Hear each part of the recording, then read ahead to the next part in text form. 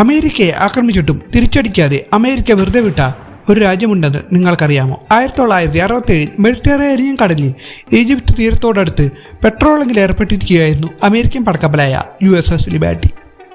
ആ സമയം അങ്ങോട്ട് തൊട്ടടുത്ത ഒരു അയൽ രാജ്യത്തിൻ്റെ ഏതാനും പോർവിമാനങ്ങൾ പറന്നെത്തുകയും കപ്പലിനെ നിരീക്ഷിച്ച് തിരിച്ചു പോകുകയും ചെയ്യുന്നു.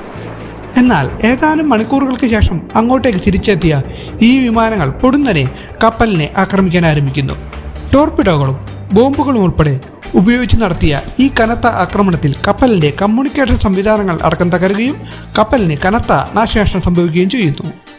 ഈ ആക്രമണത്തിൽ 34 അമേരിക്കൻ സൈനികർ മരിക്കുകയും 171 സൈനികർക്ക് പരിക്കേൽക്കുകയും ചെയ്യുന്നു. ഇസ്രായേലായിരുന്നു ഈ ആക്രമണം നടത്തിയത്. തങ്ങൾ ഈജിപ്തിൻ്റെ കപ്പലാണെന്ന് കരുതി അമേരിക്കൻ കപ്പലിനെ അറിയാതെ ആക്രമിക്കുകയായിരുന്നു എന്നാണ് പിന്നീട് ഇസ്രായേൽ അമേരിക്കയെ അറിയിച്ചത്. എന്നാൽ അമേരിക്കൻ പതാക പാറിയുന്ന ഈ കപ്പലിനെ അത് കണ്ടിട്ടും ബോധപൂർവം ആക്രമിക്കുകയായിരുന്നു എന്നാണ് ആക്രമണത്തിൽ നിന്ന് രക്ഷപ്പെട്ട USS ലിബർട്ടിയിലെ സൈനികർ അന്വേഷണ കമ്മീഷനെ നൽകിയ മൊഴി. ആക്രമണത്തെക്കുറിച്ച് പഠിക്കാൻ അമേരിക്കൻ ഗവൺമെന്റ് വിവിധ അന്വേഷണങ്ങൾ നടത്തിയെങ്കിലും അത്ഭുതമെന്ന് പറയട്ടെ, ഇവയെല്ലാം കണ്ടെത്തിയത് ആക്രമണം ബോധപൂർവമല്ല എന്ന ഇസ്രായേലിന്റെ അതേ വാദം തന്നെയാണ്. ഈ റിപ്പോർട്ടുകൾ അങ്ങനെ തന്നെ ശരിവെച്ച അമേരിക്ക ഇസ്രായേലിനെതിരെ ഒരു നടപടിയും ഈ ആക്രമണത്തെ തുടർന്ന് നാളിതുവരെ എടുത്തിട്ടില്ല.